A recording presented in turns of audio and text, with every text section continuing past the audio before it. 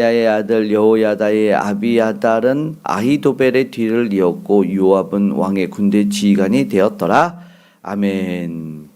주님의 이름으로 사랑하고 축복합니다. 오늘 함께 읽은 역대상 27장의 말씀을 통해서 하나님께서 맡기신 삶을 살아가기라는 말씀의 제목으로 하나님의 말씀을 증거하겠습니다. 하나님의 맡기신 삶, 오늘 역대상 27장 보니까 겉으로는 군대 조직, 또 지파의 지도자, 왕의 재산 관리자, 또 왕의 모사, 뭐 이렇게 다 직분 맡기신 삶을 보게 됩니다. 길게 명단들 이름이 나와 있는데 이 모든 자리는 하나님께서 맡기신 자리라는 것이 중요합니다. 하나님께서 맡기신 삶은 내 개인의 능력 자랑하는 삶이 아니라 정말 중요한 하나님을 의지해서 충성되게 감당하는 그런 자리라는 것을 기억하기를 원합니다. 어제 잠깐 말씀드린 일본의 충견 있지 않습니까? 그게 이제 이름이 어제는 잠깐 기억이 안 나는데 하치코랍니다. 하치코. 9년 동안 도쿄의 이 시부야역 앞에서 주인을 기다린 것으로 유명하고 결국 주인이 돌아오지 않아서 그 자리에서 이렇게 그 개가 목숨을 잃었는데요. 그래서 사람들은 이 견을 강아지 아키타 견 종자가 그렇대요. 그래서 동상도 만들고 마스코트 영화 뭐 아무튼 유명합니다. 그때 충견 하치코 이런 동상이 있지요. 충견. 근데 뭐 말씀드린 것처럼 강아지이죠. 강아지도 이렇게 충성스럽게 주인을 기다리는데 이런 생각을 많은 사람들이 하게 되었고 감동을 받았고 우리나라 뭐 옆에 이순신 장군 충무공 똑같은 충자를 씁니다. 선조왕에게 억울하게 파직도 그래서 백의 종군을 겪었고 전쟁 중에 모함과 수모를 겪었음에도 불구하고 수군을 일으켜서 나라를 지켜낸 정말 충신이다. 그래서 우리가 충무공 싸움은 물론 잘하기도 했지만 충무공은 자신에게 맡겨진 자리를 끝까지 지켜낸 그래서 훗날에 영화 이순신 영화 중에 불멸의 이순신 뭐 이것도 그런 이름 때문에 아닌가. 자신의 이 자리를 끝까지 지켰기 때문에 이 충성 이 한자가 가운데 중 밑에 마음 심자 아니겠습니까? 너무나 쉬운데 무슨 의미인지 알겠죠? 마음의 중심이 있는 것, 마음이 흔들리지 않는 것. 이거는 한자가 두 개 합쳐진 뜻이 합쳐진 회의 문자라고 하지요. 마음이 흔들리지 않는 것, 맡겨진 자리에 충성되게 지키는 바로 그것이다. 그래서 오늘 우리가 그러려면 첫 번째 겸손으로 깨어 있어야 한다라는 사실을 기억했으면 좋겠습니다. 그러니까는 맡은 일을 잘하면서도 하나님을 사실을 잊을 수가 있다는 말이거든요. 내 일을 너무 잘해. 여기 보니까 군대의 지휘관들의 이름이 나오고 지파들의 지도자 이름들이 막 나오는데 이어서 어떤 이야기들이 밭을 관리하는 사람, 포도원 관리, 소떼, 낙떼, 양떼 뭐 이런 사람도 나와요. 그리고 모사와 친구도 나와요. 한마디로 다윗에게 맡겨진 이스라엘 나라는 어떤 나라인가, 어떻게 운영하는가라는 걸 보여주는 것이고 또 이 본문을 통해서 우리에게 맡겨준 삶, 우리가 거하는 모든 공동체, 신앙생활, 교회생활 모든 삶을 돌아봐야 하는데 각 사람마다 생각하고 판단하는 기준이 다르겠죠. 어떤 사람은 기도, 찬송, 통독 기준의 차이가 있을 거예요. 이것이 더 중요하지 않을까? 아니면 실제로 일부 치우치는 분들도 있을 거예요. 말씀으로만, 찬양으로만, 기도로만. 그러나 삶 전체를 돌아봐야 됩니다. 모든 삶을 두루 보아야 됩니다. 직장에서건 가정에서건 뭐 텃밭에 일을 하건 아니면 사람들과의 관계 속에건 물질 관리, 시간 관리 모두 함께 돌아봐야지 그것이 참된 신앙인을 알 수 있다. 그래서 하나님을 만날 때는 전인격적으로 만나지 뭐 교회당 예배당 안에서만 만나는 게 절대 아니다라는 거죠. 그렇기 때문에 일이 잘 될 때나 칭찬이 있을 때나 내 능력 의지하면서 막 승승장구할 때 주님을 놓쳐서는 안 된다. 처음에는 하나님 부르면서 시작을 했다가 어느 순간 뭔가 잘 되고 이럴 때 내 열심으로 인해서 여기까지 왔구나 생각해서 하나님을 놓쳐버리면 되겠습니까? 그러면 안 된다라는 거죠. 그래서 겸손이 필요하다. 처음에는 간절한 마음으로 하나님 도와주세요 하다가 그러다가 어느 정도 되면은 똑같은 일을 하다가 이 정도면 내가 할 수 있지 이렇게 생각해서는 안 된다. 기도도 매일매일 하나님께 간절히 해야 되고, 이스라엘 백성을 한번 생각해 보겠습니다. 가나안에 들어오자마자 저들이 난공불락의 성 여리고성을 무너뜨리지 않았습니까? 너무 기적적이었어요.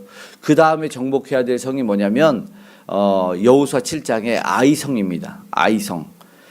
그런데 저들이 뭐라 그러냐면 사람들이 이런 말해요. 여호수아에게로 돌아와서 백성들이 올라가서 뭐 이 아이성은 2-3천 명만 올라가서 치게 하소서. 그들이 소수니까 뭐 수고롭게 하지 맙시다. 그냥 괜한 고생하지 맙시다. 여호수아 7장 3절에 그럽니다. 그래서 그럽시다. 그래가지고 이 작은 성 여리고성 무찔렀는데 이깟 아이성은 아이 같은 성은 결국 2-3천 명 3천 명 보내요. 그랬더니 36명이 죽자 어떻게 해요? 36개 주랭랑합니다. 난리가 납니다. 왜 졌냐? 우리가 왜 졌냐? 그랬더니 이제 거기에 보니까 우리가 언약을 어겼고 그리고 범죄한 사람이 있다. 이게 이제 아간의 범죄죠. 언약을 어겼어요. 그리고 하나님한테 먼저 묻지 않았어요. 하나님, 우리가 또 아이성을 칠까요? 어떤 사람을 어떻게 몇 명을 보낼까? 전혀 물은 기도가 없습니다. 그래가지고 아간을 돌로 쳐서 하나님의 언약을 회복하고 하나님이 이제 모든 이 전리품을 다 불태우라 그랬는데 아간이 그걸 숨겨놨으니까. 그래서 이 3천 명 보냈다가 다시 3만 명 10배 늘려서 보내서 승리를 거두죠. 끝내는. 그렇게 해서 실수를 깨달았어. 그럼 끝일까요? 아니에요. 여호수아 9장으로 넘어가면 어떤 일이 있냐면 또 다른 일이 일어나요. 이건 전쟁이 아니고요. 이제 가나안의 기브온 종족이 이제 무서우니까 화친을 몰래 맺으려고 해요. 왜냐하면 가나안 사람을 다 죽인다는 소식을 들었으니까 화친의 조약을 맺어요. 그랬더니 9장 14절에 뭐라 그러냐면 이렇게 표현이 돼 있어요. 무리가 그들의 양식을 취하고는 어떻게 할지를 여호와께 묻지 않았대요. 하나님, 이 종족이랑 우리가 화친할까요? 저들이 양식 가지고 왔는데 안 물었어요. 그냥 받고 양식을 딱 받고 나서 화친하자 자기들끼리 결정을 해버립니다. 그리고 맹세를 해버려요. 이 이스라엘의 모습이 우리의 모습이다. 우리가 이런 실수를 범한다라는 거죠. 신앙이 가장 위험할 때 위기가 오는 게 아니고 사실상은 내가 잘하고 있다라고 생각할 때 위기가 올 수 있다는 것을 우리가 기억했으면 좋겠습니다. 그러니까 겸손해야 된다라는 겁니다.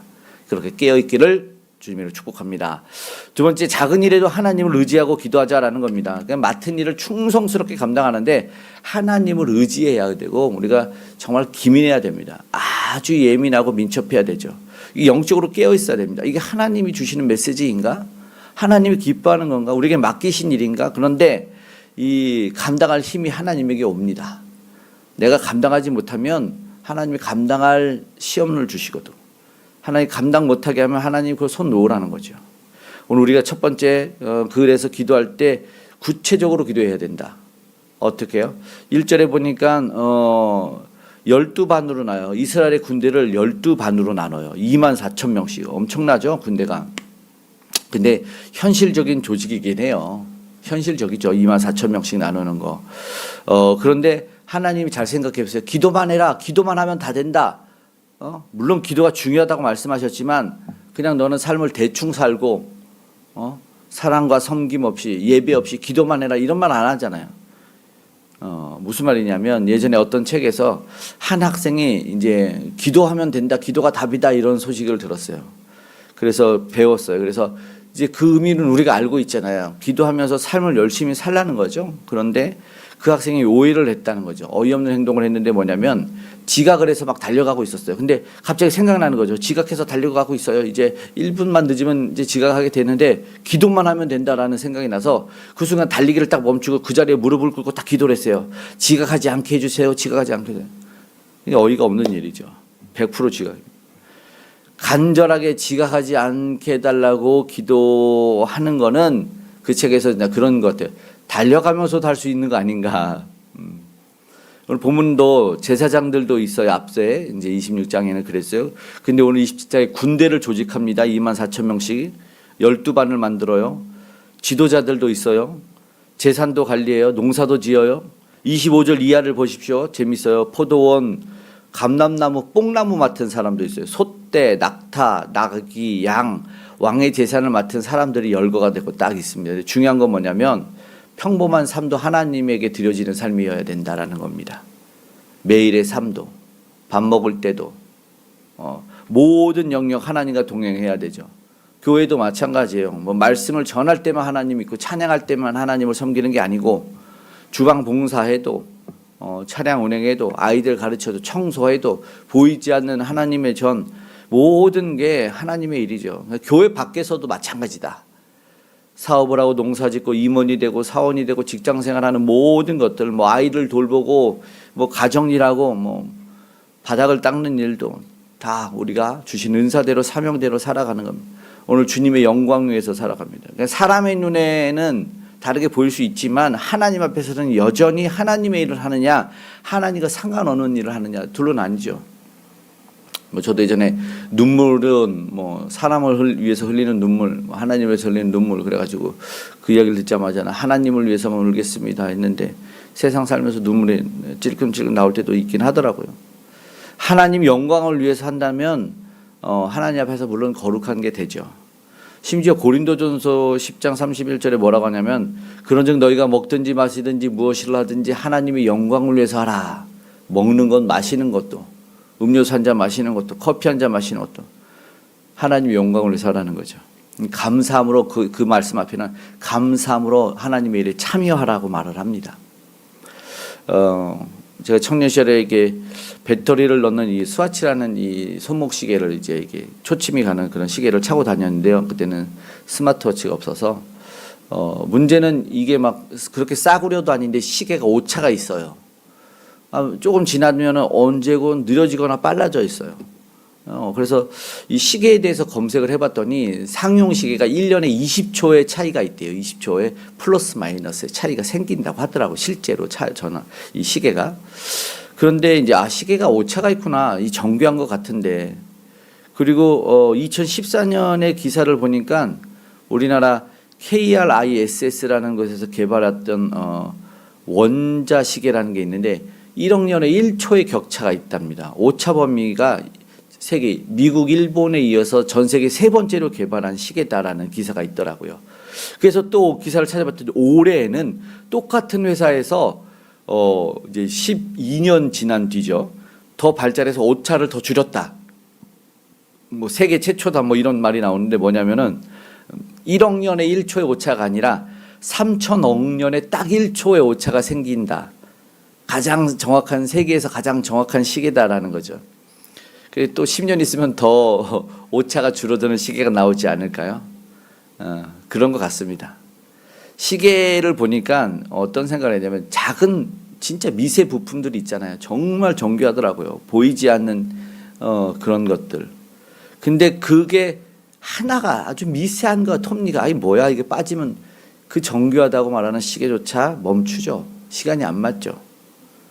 얼마나 정교할 거예요. 계산으로 가는 시계, 계산법으로 가는 시계도 마찬가지예요. 오차가 하나도 생기면 안 되겠죠. 소수점이 점점 늘어날 정도로 계산을 해야 되겠죠. 교회도 마찬가지 같아요. 작은 일이 없어요. 이 시계가 돌아가려면 다 맞물려서 걸어가야 된다. 여전히 하나님께서는 얼마나 큰 일을 했냐보다 맡겨진 자리에서 작은 일에서 충성을 다했느냐를 우리를 통해서 공동체를 통해서 보고 계신다는 걸 알았으면 좋겠습니다. 그래서 기도할 때 또다시 뭐 어떤 거요? 세세하도록 기도하지만 하나님을 의지해서 기도해야 된다는 겁니다. 24절의 말씀 제가 읽어보겠습니다. 수리아의 아들 요압이 조사하기를 시작하고 끝내지도 못해서 그 일로 말미암아 진노가 이스라엘에게 임한지라 그 수요를 다윗 왕의 역대 지략에 기록하지 아니하였더라. 뭐예요? 이게 하나님이 아니라 다윗이 자기의 힘, 이 군대를 계수하면서 인구 조사하면서 이 하나님의 진노를 샀습니다. 23절에 보니까는 20세 이하의 수요 다윗이 조사하지 않았어요. 이 자체가 죄가 되지는 않겠지만 그 마음속에 하나님이 주신 약속을 놓고 하나님의 능력이 아니라 자신의 힘과 내 힘의 규모를 체크해 보려고 했던 악한 생각이 있었다라는 거죠. 그래서 23절에 보면은 그 뒤에 내 자손이 하늘의 별과 같이 많아질 것이다라는 약속이 있었다. 이 약속을 이루시는 분이 누구예요? 하나님이시죠. 이거 아브라함하고 했던 약속 아니겠습니까? 창세기 15장에. 근데 내가 얼마나 강한가를 확인하고 싶었다. 하나님이 주신 군대에 은혜로 주셨는데 내 업적과 내 계산기 아니겠습니까? 결국 그게 하나님 보시기에서 너무 어이가 없었다. 이게 무슨 말이냐면 아이러니하게도 우리는 하나님이 주신 걸로 범죄할 수가 있다라는 거예요. 하나님이 주신 것을 사용하다가 하나님을 잊어버리는 어이없는 일이 있다라는 거죠. 그럴 때 오늘 우리가 되게 당황스럽지 않습니까? 어떤 사람이 내가 선물을 줬는데 내가 가진 선물로 마치 물론 자기 거지만 빌려준 거라고 하죠. 빌려줬는데 자기 것만큼 막 사용을 하고 자랑하고, 그럼 우리가 당장 내놓으라고 하지 않겠습니까? 마찬가지 같아요. 하나님이 주셨어요. 건강, 재능, 물질. 하나님이 동역자도 하나님이 성장시켜주는 교회를 하나님 뭐 한없이 자랑한다고 하나님 없이면 모든 거 선물로 주셨는데 잊어버리면 안 된다라는 거죠. 또한 어떻게 기도하냐면 하나님 나라에서 능력보다 관계를 위해서, 어떻게 보면은 능력 중요하지만 함께 합력해서 선을 이뤄야 돼요. 33절의 말씀 읽어볼게요. 아히도벨은 왕의 모사가 되었고 아렉 사람 후세는 왕의 벗이 되었고. 아히도벨이라는 사람이 굉장히 뛰어난 사람이에요. 그 사람이 말하면 하나님 말씀처럼 여겼습니다. 사무엘하 16장 23절에는 아히도벨의 모략이 하나님께 물어받은 말씀과 같았다. 하나님이 내려준 말씀처럼 엄청 지혜로웠어요. 그런데 이게 그 인생을 구원하지 못합니다. 왜 그러냐면 이 다윗의 아들 압살롬이 다윗을 배반하지 않습니까? 근데 이 훌륭한 이 다윗의 모사 이 아히도벨이 압살롬 편에 서는 거예요. 야, 정말 너무나 안타깝죠. 그가 이제 계획을 세우죠. 다윗 한 사람 치면 다 흩어질 거다. 정말 훌륭한 계획이었어요. 그런데 참 하나님이 그 계획을 어둡게 해서 뭐라 그러냐면 후세의 계획을 따르게 합니다. 후세도 뭐 여기 오늘 본문에는 다윗의 친구다라고 얘기가 되어 있죠. 33절에 보니까 왕의 벗이라고 친구라고 얘기를 합니다. 후세의 계획을 따라요. 그러니까 다 모두가 후세의 계획이 낫다고 합니다. 왕이 용사고 그와 함께하는 사람도 용사라서 그렇게 치면 안 된다. 결국 어떻게 돼요? 다윗이 도망갈 틈을 주고, 아히도벨은 어떻게 되면 자기 계략이 안 먹힌 걸 알고 나서 끝났다고 고향으로 돌아가서 스스로 목숨을 끊어요. 그렇게 지혜로워도 하나님이 주신 지혜다라고 하는 표현이 있는데도 불구하고 재능이 있다고 믿음이 좋은 게 아닙니다. 손재주 뛰어나다고 믿음이 있는 게 아니다라는 거. 많은 일 한다고 해서 하나님 반드시 사랑하는 것도 아니다라는 거죠. 중요한 것은 내 마음이 누구에게 속해 있느냐라는 거죠. 오늘 우리가 누구를 의지하고 있는지를 알고 기도했으면 좋겠습니다. 깨어있기를 원합니다. 누구를 의지하고 있을까요? 내 경험, 내 자산, 부동산, 절친, 능력, 스펙, 경험. 근데 그게 다 바뀌고 오직 하나님이기를 간절히 소망합니다. 우리는 하나님을 믿어요라고 쉽게 말을 뱉고 말하는데 사실은 어느 순간 우리도 숫자들 보고 가진 것 세면서 아니할 때가 솔직히 있지 않습니까? 끝까지 오늘 우리는 주님을 의지하기를 기도 한번 했으면 좋겠습니다. 무엇보다 예수님 바라보면서 맡겨진 자리 충성했으면 좋겠습니다. 어떻게 살아야 될까? 내가 가진 것, 나를 증명하는 것, 이런 게 아니라 예수님이 누구신가, 예수 안에서 내가 누군가라는 것을 기억해야 됩니다. 왜냐하면 우리는 구원을 어떻게 얻었냐면 숫자로 구원받았지 않다. 예수 그리스도의 십자가로 결정이 됐다라는 겁니다. 우리가 하나님 앞에 설 수 있는 이유, 우리가 믿음 생활을 당당하게 할 수 있는 이유가 십자가 때문이다. 우리가 인정받으려고 충성스럽게 살아가는 것이 아니라 우리가 그리스도 안에서 은혜로 구원을 받았기 때문에 거저받은 구원 때문에 충성스러운 삶을 살아내는 거죠. 충성하면 보장이 되는 게 아니다. 구원 받았기 때문이죠. 차이가 있죠. 사람들이 다 떠나도 예수님은 십자가를 향해 걸어가셨어요. 그렇게 이론냈잖아요. 제자들이 떠났을 때도 예수님은 졸았을 때도 기도 홀로 하셨어요. 예수님이 충성이 무엇인지를 보여주셨어요. 십자가를 피하지 않으셨고 마침내 다 이루었다 이렇게 말씀했죠. 우리의 충성보다 그리스도의 충성이 있었고 그 충성이 오늘 우리를 살려주셨고 우리가 충성할 수 있도록 길을 열어주셨다. 내 힘 자랑하지 않기를 원합니다. 오늘 아히도벨 같은 사람 딱 보면은 내가 아니면 안 된다 이런 사람이었습니다. 솔직히 교회도 마찬가지입니다. 나 없으면 교회 돌아가나 뭐 이런 마음이 없어야 되죠. 하나님께서 세우시고 하나님이 일하십니다. 우리는 교만하지 않기를 원합니다. 하나님 나를 불러 쓰시니 감사합니다라는 은혜의 고백이 있기를 소망하고 축복합니다. 하나님은 그런 사람들을 통해서 일을 이어가십니다. 그래서 잘했다 충성된 종아라고 칭찬 듣는 저와 여러분 됐으면 좋겠습니다. 말씀을 마치고 기도하기를 원합니다. 하나님 맡기신 자리 진짜로 충성되게 감당했으면 좋겠습니다. 오늘 본문의 지휘관, 지도자, 농장관리, 재산관리, 모사 모두 다 자리는 같지만 한 가지 그 나라에 쓰임받는 일꾼들이다. 하나님께서 맡기셨다. 하나님을 위해서 해야 된다. 진짜 왕을 위해서 일한다라는 거죠. 왕의 재산을 맡았다. 다른 사람 오늘 우리가 부러워하지 않았으면 좋겠습니다. 그냥 내게 맡겨주신 작은 자리 충성했으면 좋겠습니다. 그리고 그의 중심에는 예수 그리스도가 있었으면 좋겠습니다. 나를 충성되이 감당하게 할 예수 그리스도. 내가 잘해서가 아니라 예수님이 우리를 사랑해서다라는 거죠. 내가 능력이 많아서가 아니다. 하나님의 은혜가 저와 여러분을 잡고 있기 때문이다. 그래서 오늘도 여전히 붙잡아 주셔서 충성되게 감당할 수 있는 내 힘이 아니라 예수 그리스도의 힘으로 맡겨진 일 감당할 수 있는 저와 여러분 되기를 축복합니다. 아멘. 기도하겠습니다. 사랑의 하나님 감사합니다. 오늘 우리에게 맡겨주신 이 작은 자리 충성되게 하여 주시옵소서. 내 능력 자랑하지 않고 주님의 은혜를 의지하게 도와주시고 사람이 알아주지 않아도 하나님이 아시는 것을 믿게 하여 주시옵소서. 우리가 떠난 뒤에도 하나님의 일을 계속되도록 도와주시고 다음 사람 세우는 오늘 우리가 되게 도와주시옵고 이 시간 한량없는 은혜가 부어져서 우리 장례 절차 위에 이은주 권사님 막내 오라버님 그때의 아버지 믿음이 있어 우리 주를 봤다면 주님 기억하여 주시고 그 가정 가문 가운데 한량없는 하늘의 위로가 있기를 장례 절차 위에 하나님의 도움의 손길을 기도하오니 은혜 베풀어 주시옵소서. 오늘 우리와 동행하시고 복음을 전하고 선교사의 삶을 살아가는 아버지 하나님 저들과 그 교회 위에 은혜를 베풀어 주시고 이제 전쟁과 미움 다툼 그치게 도와주시옵소서.